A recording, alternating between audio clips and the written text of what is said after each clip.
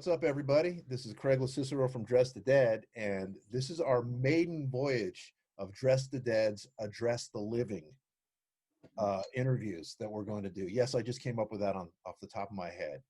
And the very first interview I wanted to do is with my longtime brother and great friend, Mr. Gene Hoglan. And you guys may know Gene. I think pretty much everyone who likes metal knows Gene. And you know, other things aside from metal, but Gene has been my good friend for coming up on about 30 years, and we've done a lot of things together. And he's obviously started his career in Dark Angel, and then moved all the way from Dark Angel to Death, and then from Death, other things in between.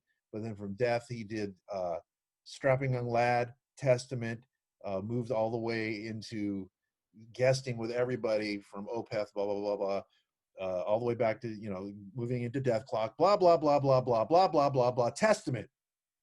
And he also sat in for Forbidden with me for a little while. So I feel like that's enough of an intro. You already know who he is. Let's start talking. Gene, how are you doing? Craig, how are you? I've got an answer for your question about, hey, we've been 30-something years. Do you know how long it's been since we've known each other? It has been 11,722 days. Whoa. Wow.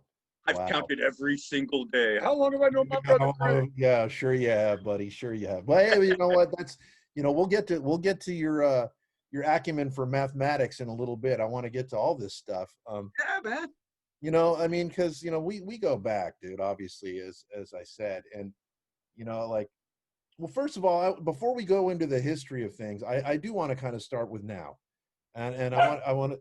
That's Lola, and it's live. Oh, Lola, hi, little buddy. Yeah, she's still fast as hell, but I want to kind of really go into like right now. What have you really been doing for the lockdown for the most part? I see you on Twitch and you're trying to gain that Twitch traction. That's one thing, but I mean, how much has it affected you in your daily life, or are you guys pretty much doing the same thing, you and Laura, like as you were doing, just not being able to tour in between it? Well, that is a good question, and I tell you, before I started doing Twitch, it was I remember seeing a meme that said, what's it like when you realize your pandemic life is not that much different from your pre-pandemic life? That was pretty much it, man. It's like there wasn't that big of a difference, It's like we don't go out, we don't do much. When I'm not on the road, I tend to shop for groceries, and that's it.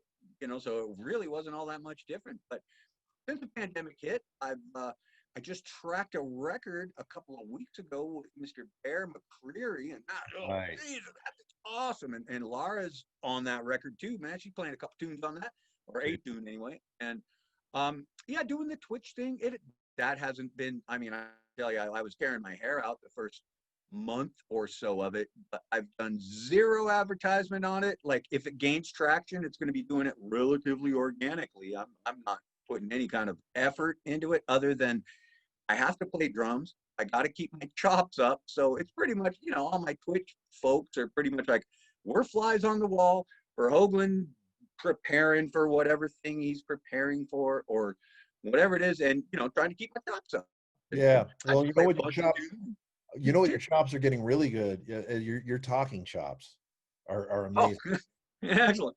You're so good at engaging with these guys and telling the stories. And I don't want to do everything like you've already talked about necessarily, but I think some of this stuff for the listeners and watchers or whatever you are, they might not know some of these stories and some of these things, that we're going to talk about because they're kind of personal for our relationship, the years that we, yeah, man, spent together and did stuff. But a little bit, I just want to go over a couple things that are kind of relevant to now.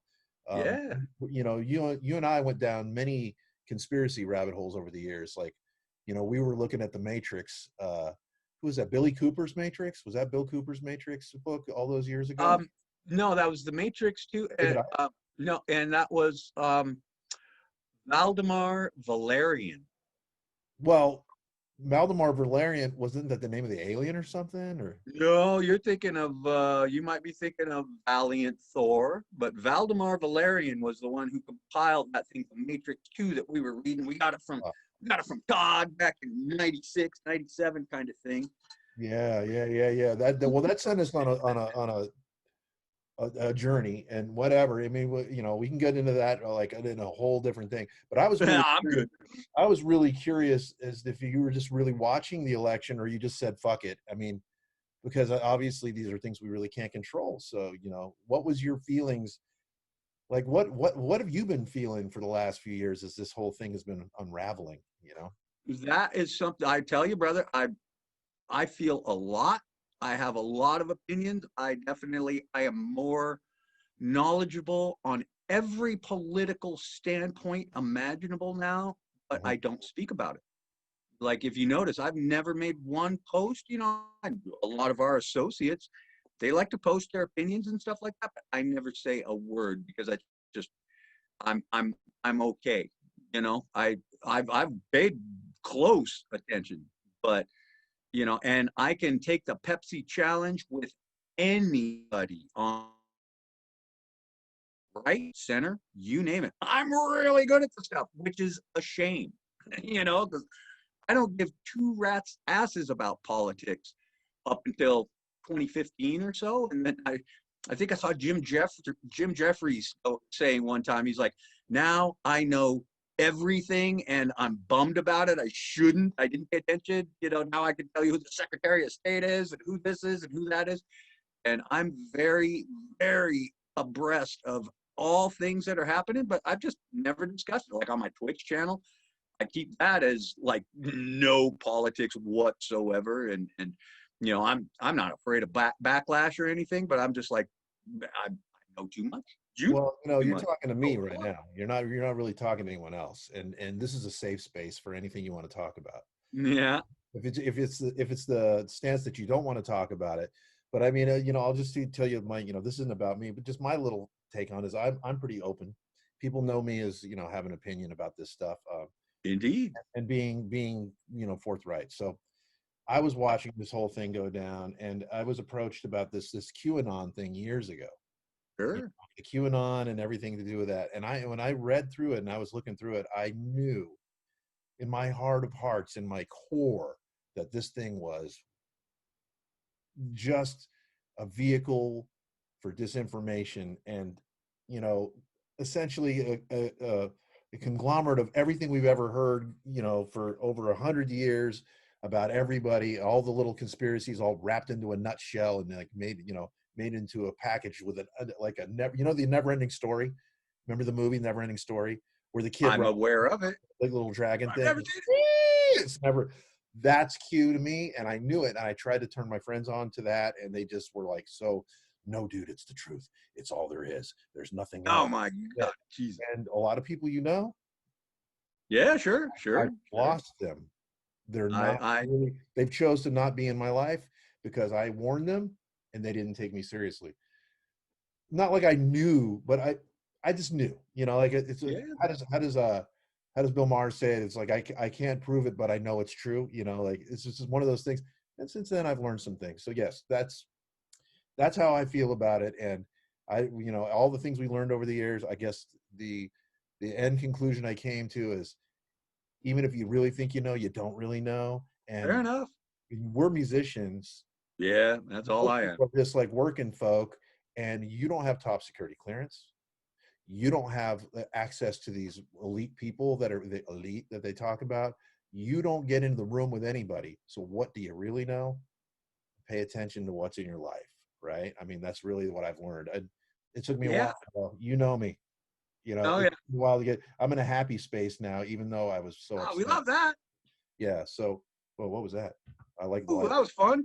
Yeah, it changed everything. Ooh, there you It's the light on my computer in front of me, which is good light. I want that on. So anyway, so we'll move on and out of that. Now I just wanted. Now we'll go back, go. and All I right. I know you're originally from Texas, and I was just wondering, real quick, like what was your first moment you knew you wanted to be a drummer? Like at what point? I mean, you probably had a little little set? I mean, did you have somebody you grew up around that was like your idol or something like that? I would say, yeah, to a degree, large degree. I mean, I got turned on to Kiss in 1976 on the Destroyer record, summer of '76, and then it was all uphill, downhill from there. My cousin Ken, he was 6 years older than me. My older sister Lisa, they were both my equal, like, what is now classic rock. They were into all of it, and I was into all of it as well. And I was already just my ear was glued to '70s AM radio from, you know, 1969 on, sort of thing. So I grew up with all the pop stuff on the radio. And then when it was time to, like, and I like the heavy stuff, I like this. It wasn't even heavy. It was just, I like loud guitars. I like rock. I like big drums. I like Aerosmith and Cheap Trick and Black Sabbath and Kiss and Angel and all that Like stuff. The Rock. Yeah, that's right. And that was, my sister Lisa and my cousin Ken. Lisa was a huge Queen fan when I was growing up. So I had my Kiss. She had her Queen. So it was all really good. And we met in the middle with Angel. Right. Yeah, right. Probably some ELO in there a little bit, I would imagine, too, right? I was always aware they were never one of my all-time, even though I loved their drum sound. Even when I was a kid, I was like, God, that drummer. And I liked the drummer's name, Bev Bevan. I was like, what the hell does that mean? But I don't later played for Black Sabbath. I don't know that Bev Bevan played on those records, or just Jeff. What? I think Jeff played everything, dude.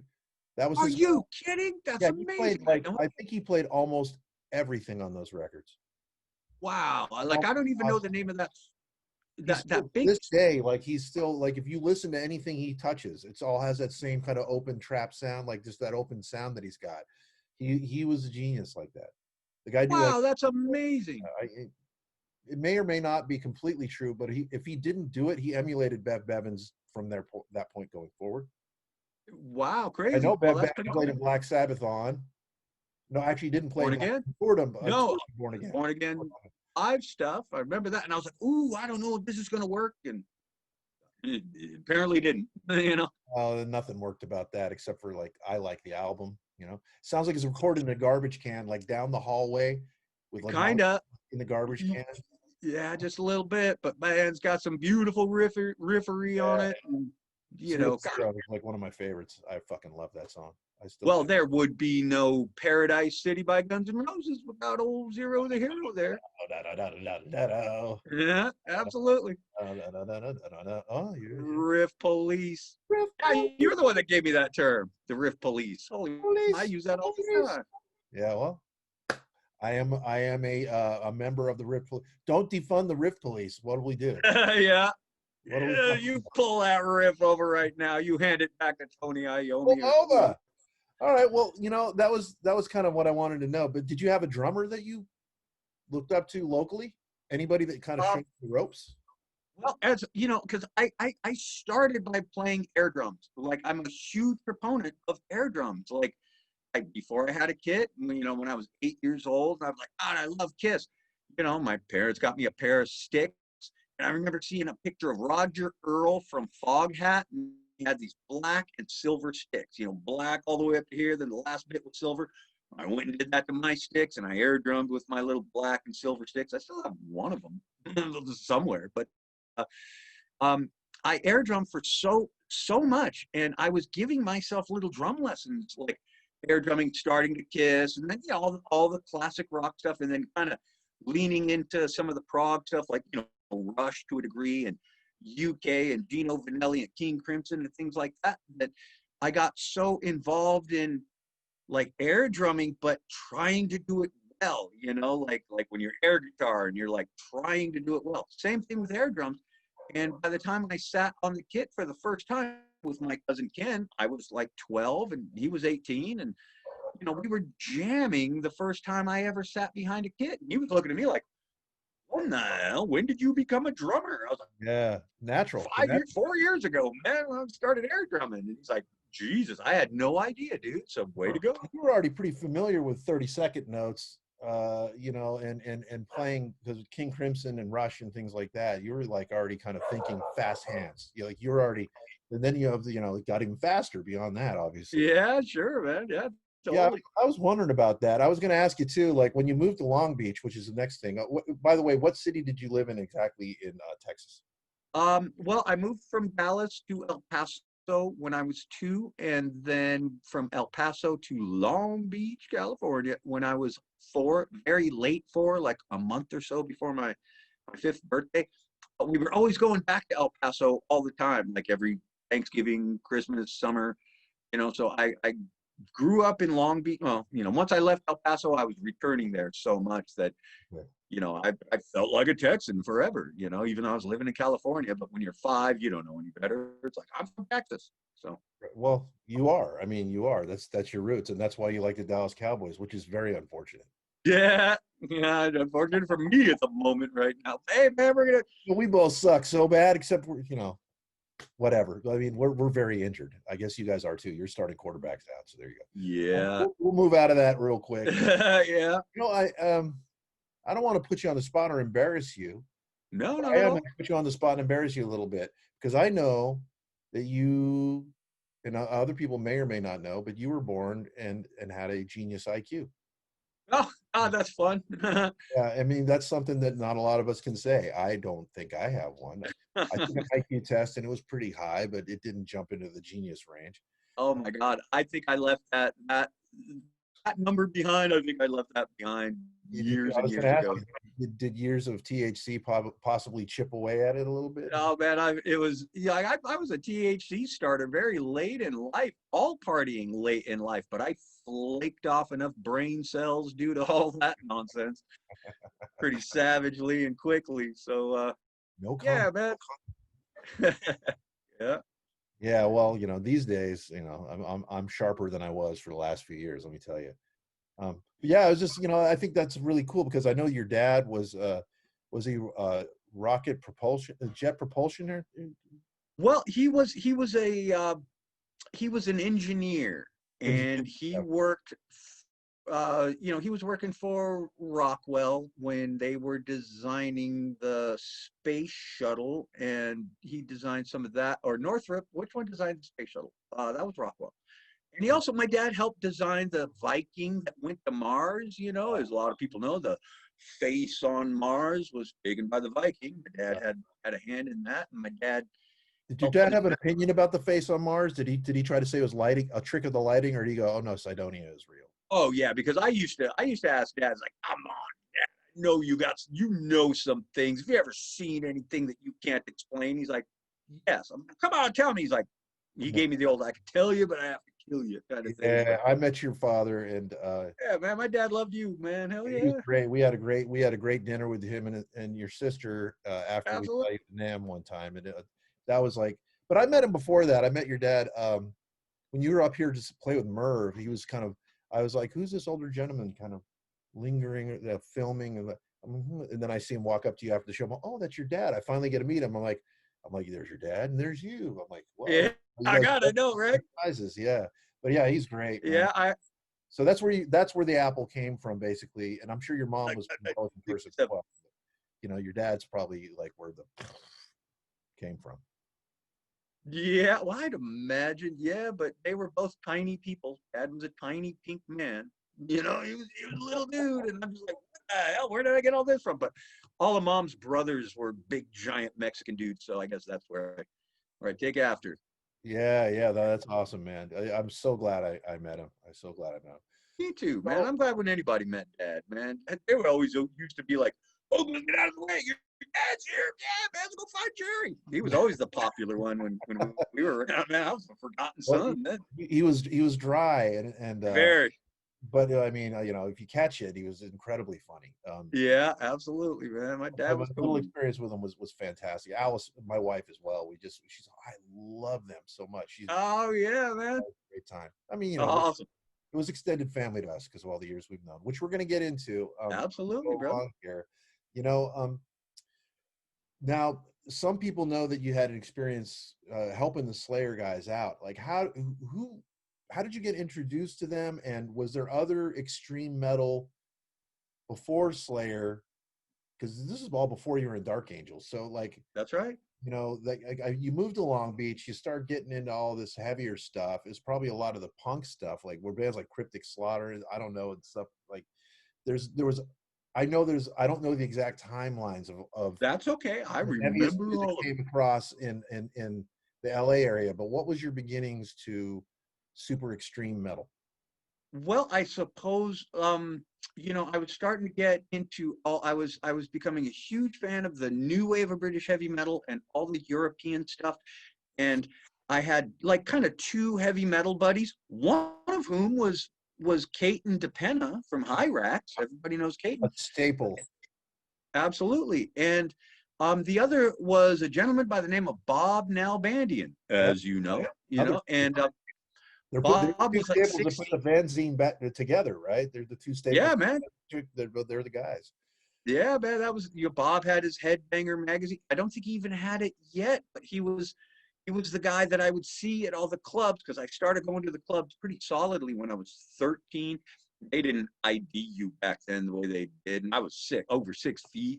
When I was 13, I had a little fluff going here, so I Remember could that get it was my more. way in. We were like a young Genghis Khan kind of thing. Yeah, kind of. Yeah, but if yeah, that's being too generous. But I had some fluff.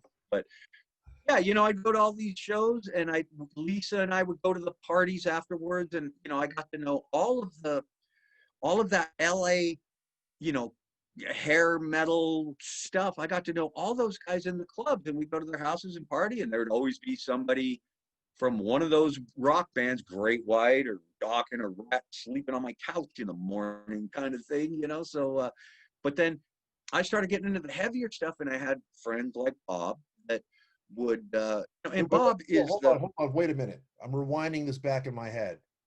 You had guys from Dawkins sleeping on the couch. that kind of thing. Yeah, guys like that. Yeah, because Lisa would always, Which guy? uh, Jesus, without maybe Juan Crucier or something. Oh, Maybe the I mean, I rat. know Lisa Now was all. that's rat. He was in Dawkins first. Oh, was he? Yeah, yeah. And Tom Crucier, his brother, maybe might have been Tom. One of those guys, always some furry dude would sleep on the couch. It's like I'd wake up, oh, there's another guy. There's Jack Russell, or I mean, God, Guy liner running in the morning. that kind of thing. But Lisa was always she would, she was like the mom that those rockers, those club rockers. I don't have anywhere to sleep tonight. It's like, okay, well, come with me. Put you on the couch. I'll give you a bowl of soup, and don't worry about my brother. He wakes up early in the morning and heads off to school, kind of thing. So that kind of thing. So there was always somebody. But yeah, we were hanging out with all those guys. Like Great White was the first band I really got to know, and this was before they were Great White. They were essentially the same line. I mean, God, Dante Fox, and they had Tony Richard on drums, who later joined Wasp. And Totally different band back then. That was the Down yeah, on they Your were. Knees era, right? Down on your knees. It was a way different band than. It was way before that even. And Wow. what's really fun is I just found on, maybe it's SoundCloud or one of those things, they just released like some really old demos from Dante Fox with Tony Richard on drums. Don Costa, joined Ozzy for a minute. He was the guy with the cheese grater on the back of his face, and he'd grind up Right. sand and let the kid. I remember Ozzy talking Was, about, you go fucking cheese. Yeah, I remember Ozzy talking about yeah, he Yeah. developed that in Dante Fox, and it was strange, but Great White or whatever. And yeah, it was pre all of that. And and then they got their new members, and we all got to know them. Barry Holland was a good buddy of mine, and until I just drove those guys crazy. I was an opinionated little 13-year-old. They didn't like it. Thank Satan for that. Yeah, I'm glad you were. And you know what? What I don't want to do is spend another second talking about Great White. I tell you, right? Talk about. But then it was all, and then I got into all the heavy stuff, and seeing Metallica at the Whiskey opening for Saxon, and I know Kerry King was there because he said, I saw Metallica open for Saxon. I was like, I That's was so there. crazy. That's so crazy. I mean, Metallica, people, I'm sure they know a lot about them, but they opened up for some pretty significant bands in a short amount, like it was a very short span of time, and they opened up for Absolutely. some really cool bands, and then all of a sudden they were just like it. Yeah, absolutely. And so, and we all had I remember that was the evening that Metal Massacre got released. So me and my buddy picked that up. We took it home, and Yeah, like I could tell you about that first Metallica show is like when me and my buddy walked in the door. I turned to my buddy. I was like, "Hey, wait a minute! That's a motherfucker that would make me the Iron Maiden shirt, man! Fuck you!" And turned out to be James Hetfield. I had met him months before at a backyard party, and he was wearing this Iron Maiden shirt, and I was like, "Dude, where'd you get that? I don't know any. This is 1981. I don't know." Which maiden shirt was it? It it was a black shirt with all white print of the first album cover, and Oh, I'm like, "Dude, where'd you get that shirt there?" And he's like, "I made it." And I was like, "Oh, ah, dude, can you make me one, please? I've never met anybody other than my buddy Bob who even knows who Iron Maiden is, and Dayton. I don't know anybody in my school who even knows who Iron Maiden is. Can you make me one?" I fish out $5 from my pocket. "I'll give you $5." And in 1981, that was a lot of money for a shirt. He's like, "No." And I go find Lisa. She's at the party too. Get $5 from her. "Here's $10. Will you please make me an Iron Maiden shirt? God, please." He's like, "Fuck off, kid." And ah, a man of few then words. 8 months later, yeah, man, 8 months later, it was like, "Wait a minute, that's the same dude, Dad. Screw you." And No. turns out it was Metallica, and they were just going on stage, and I was like, "That's the dude." And I got to tell James that story, and he was like, "Oh God, that sounds like me back in those days. Didn't want to talk to anybody." I'm Well, like, he was shy and he needed alcohol to kind of lubricate every situation, you know. Fair enough, man. Some folks do need that. But that did lead to, like I'm going to all the clubs, I'm seeing all the bands, seeing everybody. And then, Slayer was just it. That was it. I saw them I'd seen them when they were not quite what they were. They weren't the evil leather wearing, but they were kind of in the Scorpions sort of look. I know there's some photos online from back in those days. And I saw them doing that, and they were like, essentially a cover band.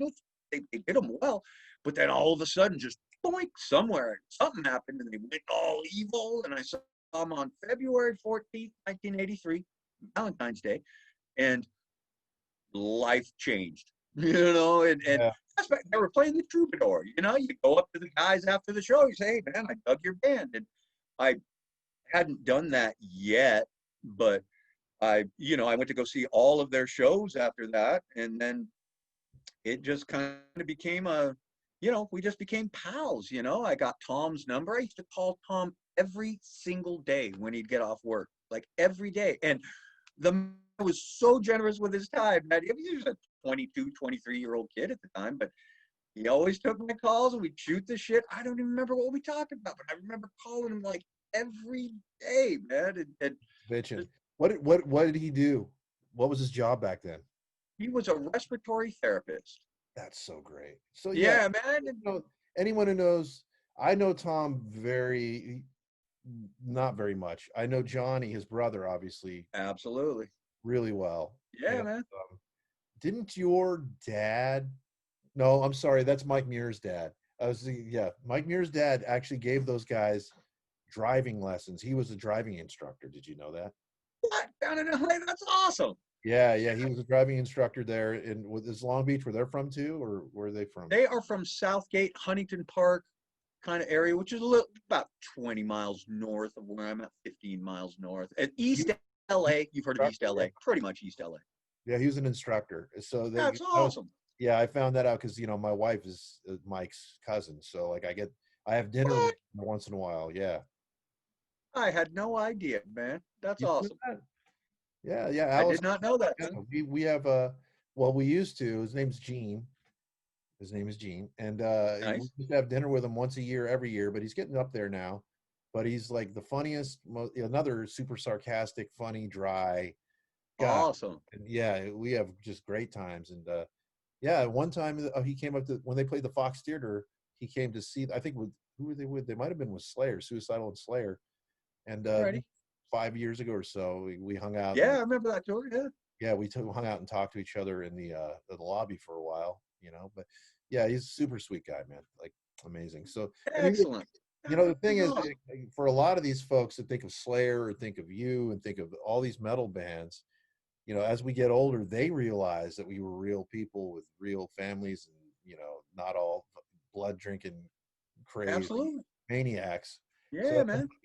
but you get some of these younger guys, some of these younger kids, they still, they don't want to know, like, that's why they would like fire back with, "What do you guys like, dad rock?" It's like, well, kind of, we're all dads, and most of us are by now. So yeah, Yeah.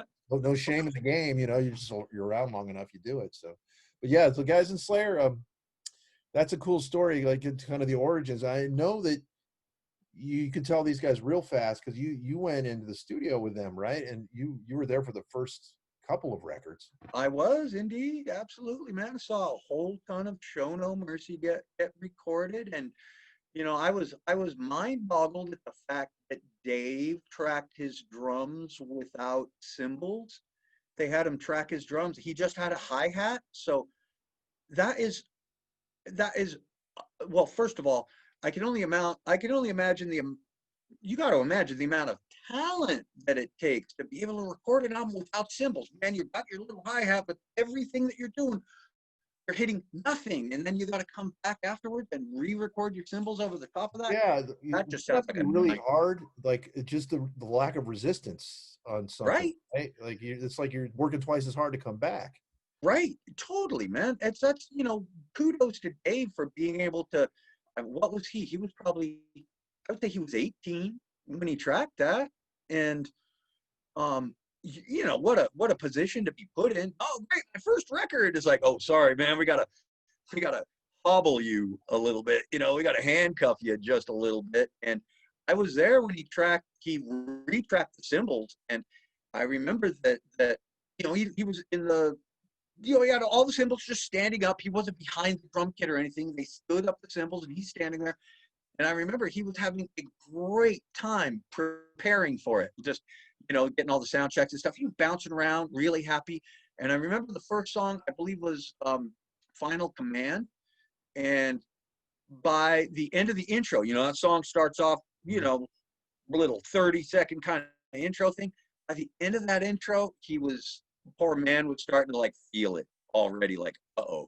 He wasn't, he was 18 years old. He wasn't like paying attention to the licks that he was laying down. So he'd be playing the ride right through a drum fill, and Bill Matoyer would be like, "Hey, Dave, take that one again, like stop playing just a little bit sooner," that kind of thing. Oh, And I'm sure it made for quite. I remember they tracked late at night kind of thing, into the early morning, and I left after watching yeah. about an hour of this.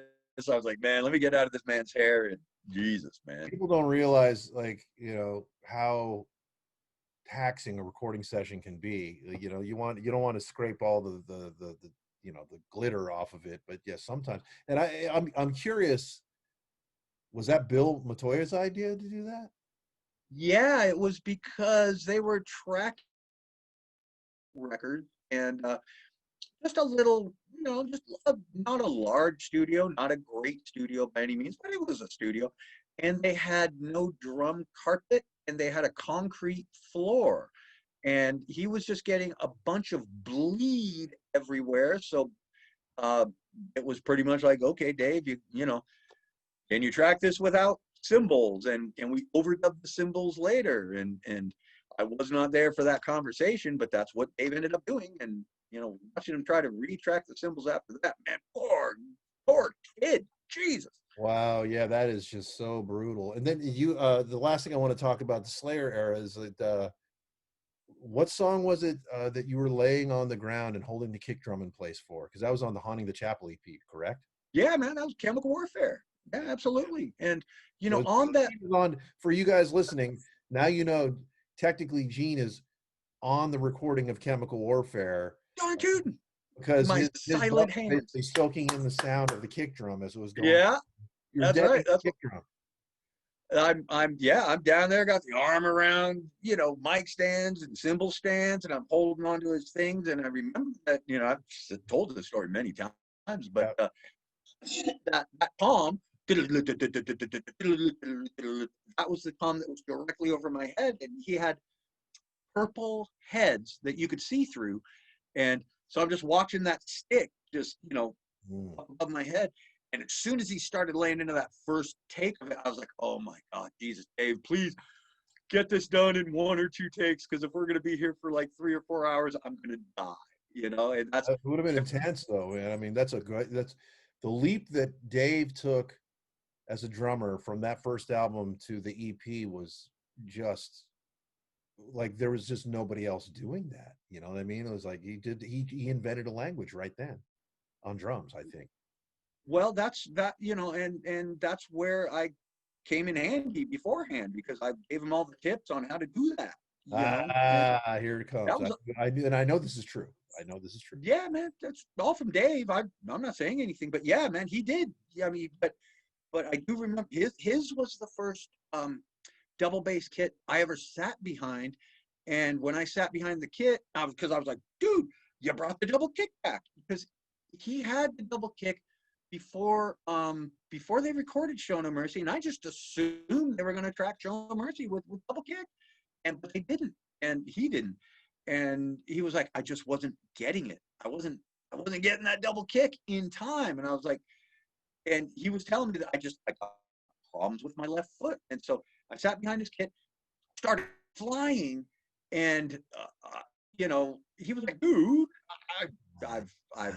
I've been to your house. I've played it. When did you get double bass? Like I've been to your house. I've played your drums. You have a single bass kit.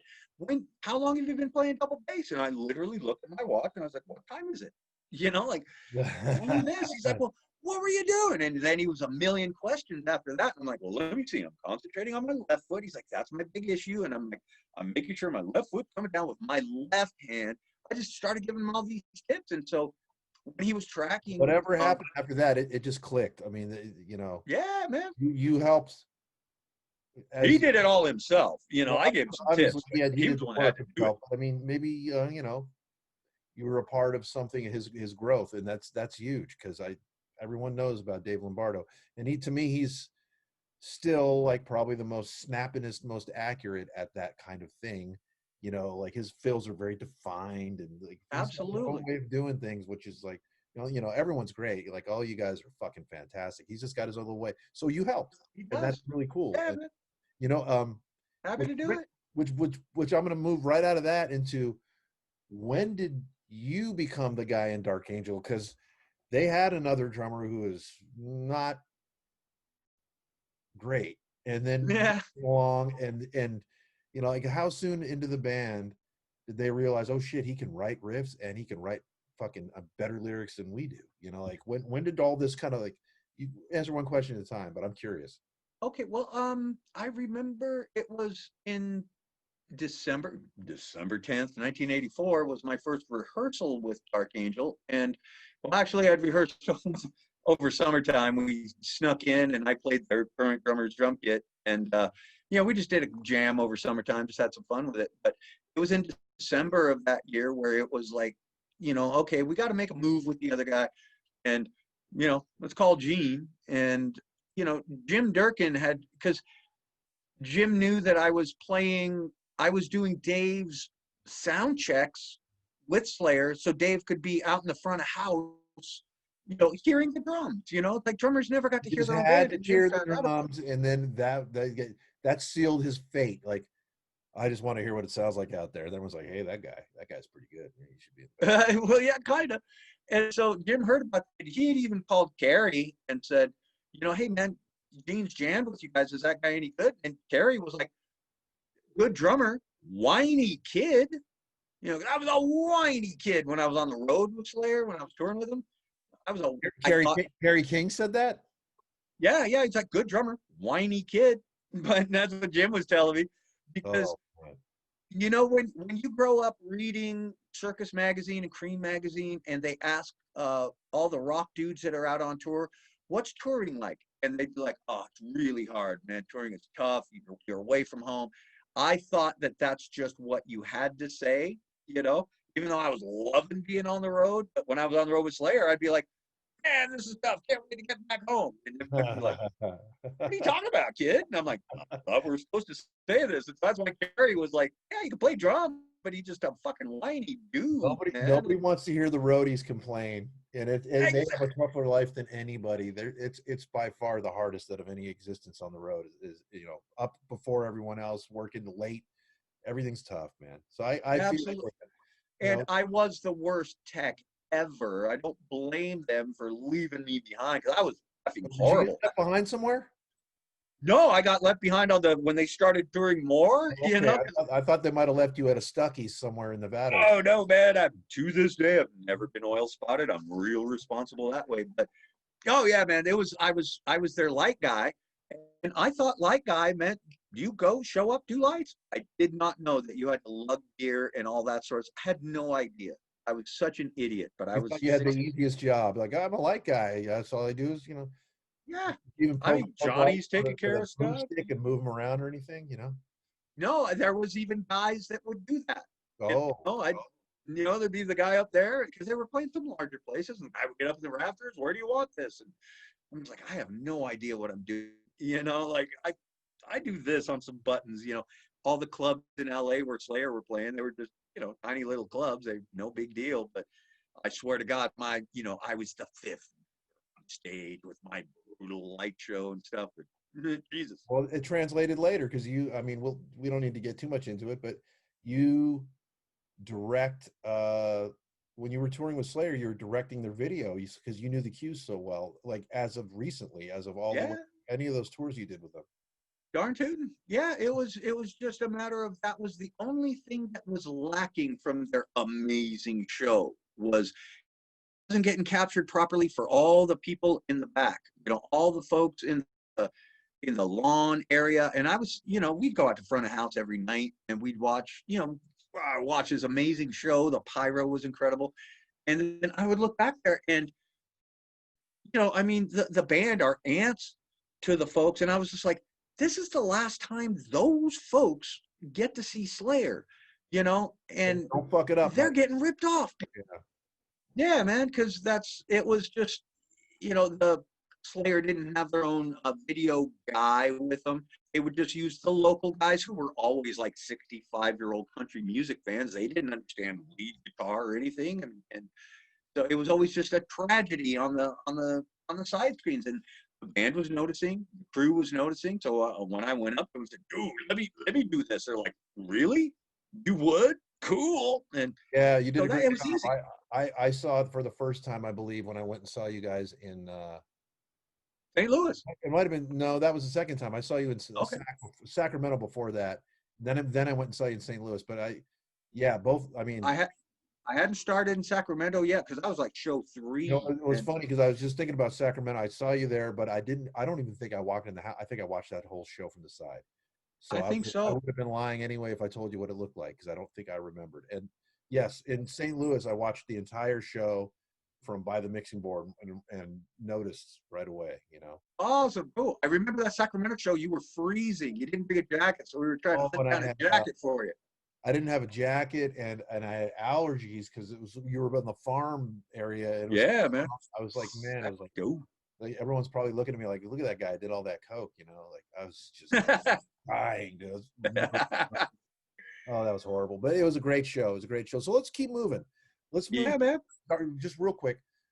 Your years in Dark Angel are historically fucking, they're totally relevant to our metal hierarchy, like everything we've been through.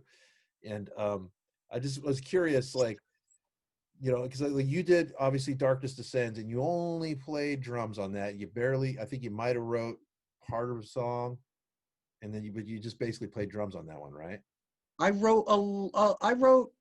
would say Jim wrote 70% of it, and I wrote about 30, maybe like songs like Black Prophecies. That's the majority mine. And then oh boy, things in like say Hunger of the Undead and Death is Certain, Life is Not. That's when I joined the band. That's when they had some songs that were prior to me, songs like Perish in Flames, The Burning of Sodom, Merciless Death. And then once I jumped in, I was like, man, I'm writing riffs. And Jim was like, dude, I throw those in there. And I remember I had asked them, Jim and the old vocalist, I had asked them, hey, man, what are the lyrics to Burning of Sodom? I know the chorus, but what are the lyrics? And they kind of looked at each other and just kind of chuckled. And I'm like, what's so funny? They're like, there actually isn't lyrics. And I was just mind boggled by that. I'm like, but that song predates me in the band by, 5 months. And here I've been in the band for 3 song every week, and there's no lyrics to it. Like, nope, I just make up stuff as I go, and I'm like, okay, well, I'll write some lyrics for you if you want. And they're like, Yeah, yeah, sure. they're pretty graphic, like next level stuff, you know. Like, it's funny because I was like, after getting to know you, because I imagined that you were probably a really sick and twisted individual, you know, and I know you have a little bit of that in you, but after getting to know you, I was like, oh, geez, yeah, he's super nice. Like these, yeah, that's one of those things. I was a kid when we met, obviously, too. You know, Yeah, man. I'm trying to remember moving onward through this thing. You know, I'm trying to remember. Was the first place we met at the Ultimate Revenge, or did we play? Yeah, it was at the hotel the night before, and that was October 22nd. Yeah, you might want to tell that from your point of view, because I've told the story from my point of view, but this is you. Like, we knock on the door, and Debbie's with us, and we're all walking in. The way you remembered that experience? Because I got mine. I want to go with yours first. Well, I know yours, and I love yours, and yours is awesome. But I know that we were at some hotel somewhere downtown Philly, and you know, 30-story hotel. We're up on the 22nd floor, like the band and cruise for everybody kind of thing, like way up there. Maybe it wasn't 22 stories, but it was 10 stories. I don't know. And so Dark Angel, we like to throw urine bombs back in those days. So we'd be, filling up a big gulp cup and tossing it out the thing, and the odd, dresser would get thrown out, TV, just stupid rock and roll stuff. I think that was about the last time we ever did any of that. And then you guys were like, F that urine bomb, man. We put a dumping cup and tossed it out there. That was amazing. Did someone take a dump and put it in there? That's what I always heard from the Forbidden Camp. That you guys are like, screw this, man. Your urine bombs are for lilies, man. We're gonna dump it in a cup and toss it out there. I always heard that. I can neither confirm or deny this story, but I will tell you this. I remember hearing it like the next day, and I was, well, you thought we were hard. Look at Well, what those Forbidden guys were doing. I was like, yeah. First of all, that would be a Tim Calvert type thing, and he wasn't in the band yet. All right. I would have been the only other one to think of something like that back then. Everyone else would have. Matt might have thought of it, but he wouldn't do it. I don't know if that's true, but here's what I remember about that. First of all, we're getting prepped by Debbie to whatever you do not do anything crazy. Don't do anything that's going to get you in trouble. I don't want you to get in trouble with the label. Don't do anything that's going to get you in any kind of, arrested or being thrown out of the hotel.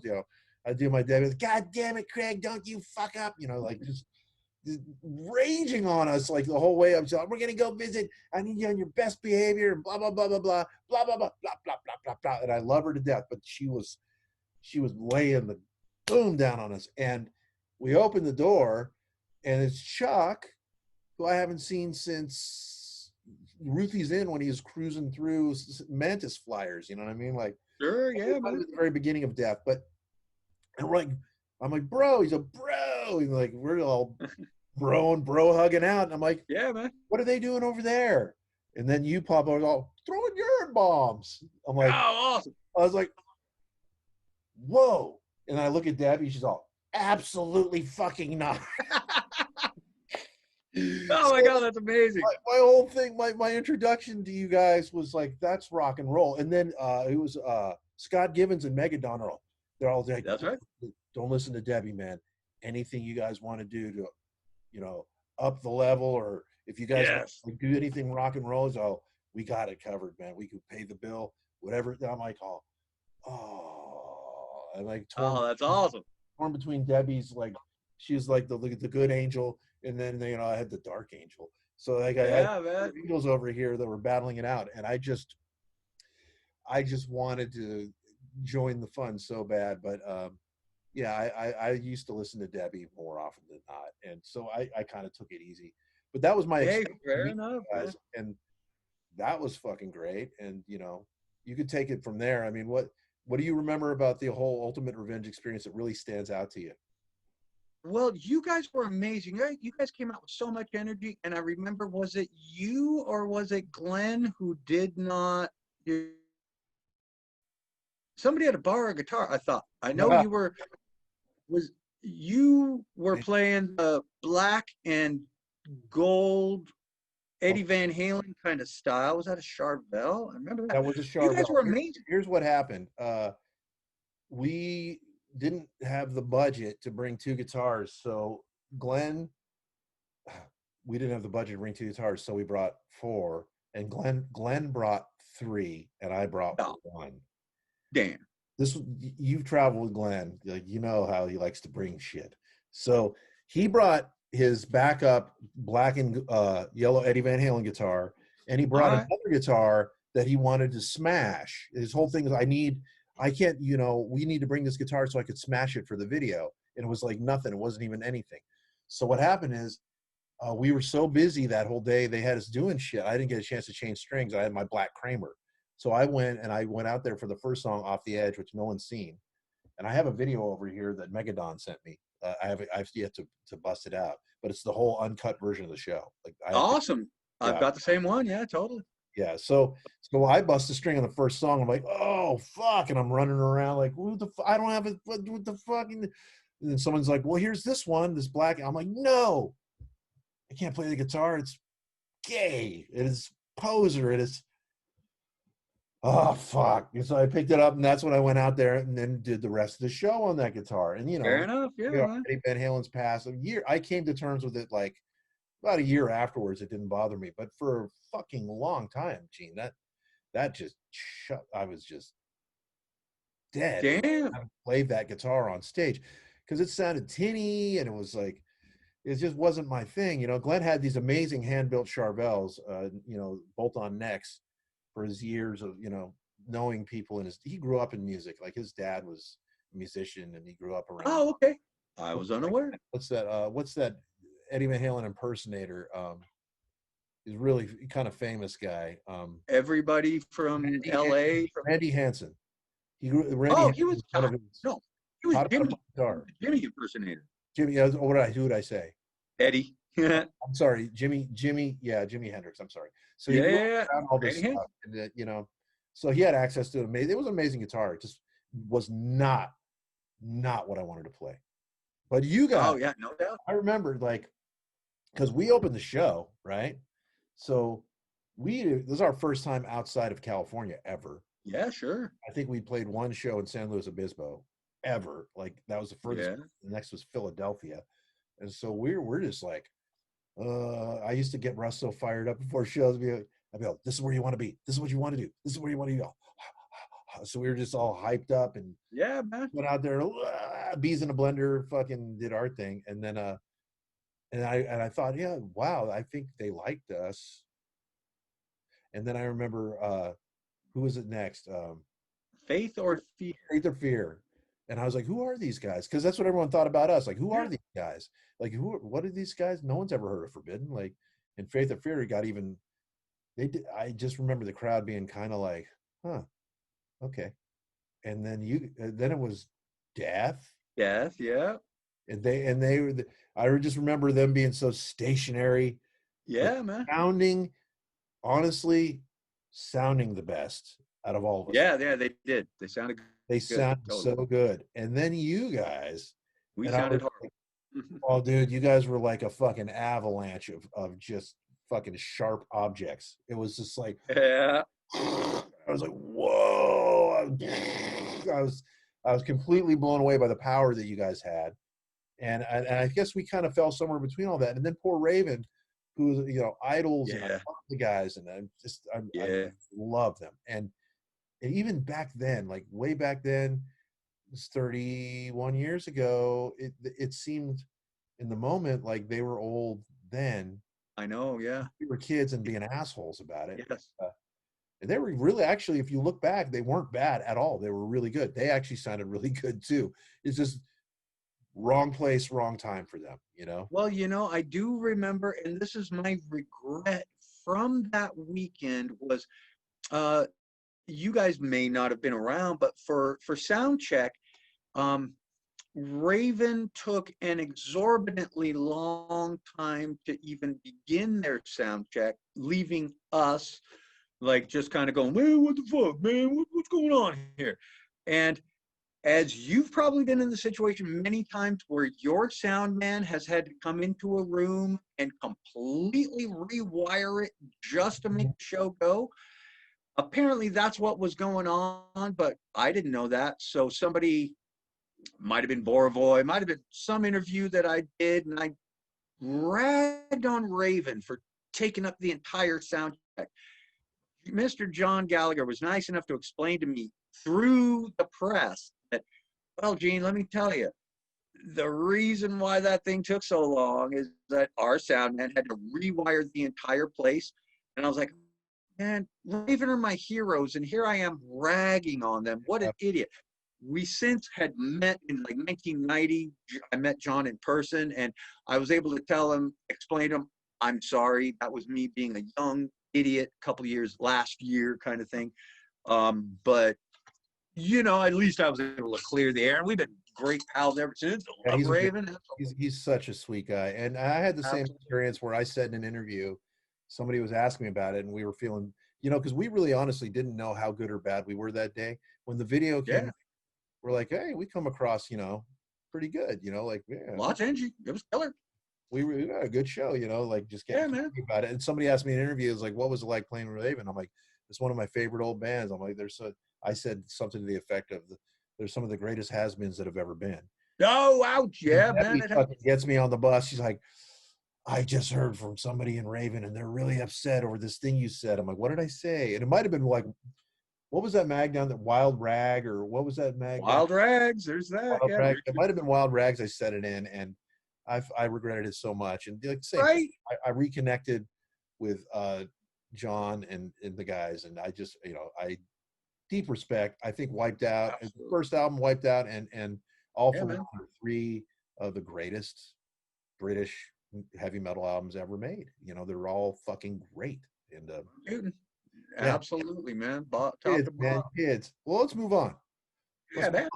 So you toured, you did quite a bit of stuff with Dark Angel after that, and you did an album because okay, you got Ron Reinhardt in the band, who was a big step up in my mind. Yeah, People man. want to the Don Doty era. I'm like, why? I don't have a Yeah. problem. I mean, I agree. Yeah. it's the most unspectacular, but the songs were cool, and he wrote some good choruses, so you can't knock that. But you know, um, yeah, once we got Ron, it was just like you guys were much more of a ferocious, powerful machine. Do you remember when we played the show with you guys? Forbidden did that show with Dark Angel where Death didn't do the tour because of That's something, right. as fighting about headlining status or something. Yeah, that We was played at with the you. stone. Where was that a place? It was a, what do I want to say? Like the showroom or something. What was that place called? Oh, well, we had that was the country club down in LA. Country Club. That's it. And did you guys also play the Bay Area show? I think we did the Stone, like the No, night. we didn't do that. Okay. That was a country club in LA, and that's where all the big ass gigs happen. And for those who have seen the movie Boogie Nights, it's the club that's in the movie, the whole Yep, thing. yep, yep. No, I remember that. Yeah, that was cool, man. And it was funny because so what we're talking about here is the Ultimate Revenge tour happened, and then Death didn't do the tour, so we got called in, and we're like, "Wow, we're gonna play." Whoa, what's the death metal crowd gonna? Because we kind of considered you guys, even though you were more speed metal, we considered you on that like heavier side of it, and we Yeah, were sure. melodic and whatnot. We're like, what's the crowd gonna think? And we went out there and did it, and sure enough, it went over really well. But there's one guy. It was the only time that I have ever known to be like actually spit at. Right. So this Oh, dude terrible. was trying to spit at me, and Tim Calvert was our guitar tech at that time. He was traveling with us because we knew we were grooming him for the band, All but it right. wasn't official that he was going to be in yet. I know. We were already having our issues with Glenn at that time, and Sure. he was standing on the side of the stage, dude, and some dude was trying to spit at me, and Tim took a 9-volt battery, dude. This one I knew he had an arm, and he took a 9-volt battery, and he didn't just throw it at the dude; he pitched it, like pitched it, and Yeah.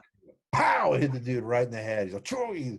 He turns, he looks at Tim. I'm just standing there. I'm like looking like this. I'm like, oh shit! And dude was just like, oh, all right, all right. And he just like crossed his arms and started paying attention. And then he, like, Nice. at the end of the show, dude was cool. But it was a tough position to be in, opening up for you guys. I mean, Ooh, it was man. in your Yeah. hometown. Yeah. I think our album hadn't even, it might have just come out. I don't remember exactly what date. Was it 89 or 88 when that show happened? It was 89. It was April 22nd, 1989. Okay, so our album was out, but it hadn't really. It was. I remember having the advance of Forbidden Evil. Remember those concrete foundations forums that used to happen? Those used to happen in October, and I remember getting the little Yeah, we three all, yeah. track advance. So it was coming out right around that area between Well, it October. came out at the end of '88. Uh, Yeah, and, right after we did the Ultimate Revenge. So when we did Ultimate Revenge, nobody knew who we were. sure, man, So we totally. had to win that crowd cold. Yeah, man, Not, absolutely. Faith or Fear was at least known in the area. In the area. Yeah, Yeah, yeah, and not much afterwards. But they were nice guys and super sweethearts. But yeah, so we were part of that. It's a tough follow up Ultimate Revenge 1, which was just like, three of the biggest acts. classic moments. Yeah, and we used to watch that all the time. Like, we used to have parties at Rob Flynn's place, and we used to Oh yeah, man. put that video on over and over again, dude. It's just over and over and over. Okay, Yeah. so let's move. When did you know, and what really kind of spawned the ending of Dark Angel? Well, we had undergone quite a number of months trying to get out of our contract with Combat Relativity Sony, and it took us quite a while, and we were just going to start shopping ourselves. And then on September 5th, 1992, um, Ron came to rehearsal and he had this really glum look on his face. We're like, man, well, bro, why the long face? And I remember he had a manila envelope of all the lyrics, all the demos I'd handed over to him, and he just gave it over to me. And he's like, I can't do this anymore. And so I was like, damn, okay, well, Jesus, now we're just in the process of getting out of our deal. And boy, it took 10 months to find you, Ron, and I don't want you to go. So Yeah. it was pretty much like, What was the and reason he gave you? What was the reasoning? at that time, he had said that he's like, I just can't take the music industry anymore, just backstabbery Well, he and was smarter than the rest of us. yeah, and so I was like, man, I can't say I fault you, like, yeah, totally. You're going to move on away from the music industry and nothing, I'll be sad to see you go. And it just made me start to consider my own, like, Jesus, do we want to go through 10 months of finding a vocalist? And in 92, it was full death metal. There wasn't guys. Well, it was either death metal or it was grunge. It had Yeah, all started, which I don't like the term grunge, but I mean, that whole different, there was a different climate. Forbidden was stuck there too. We were trying to negotiate our way off the label, which we finally won. yeah, So it was similar. It's just, we had that moment, dude. We just kept trudging through. We'll get to that, but yeah. Well, you guys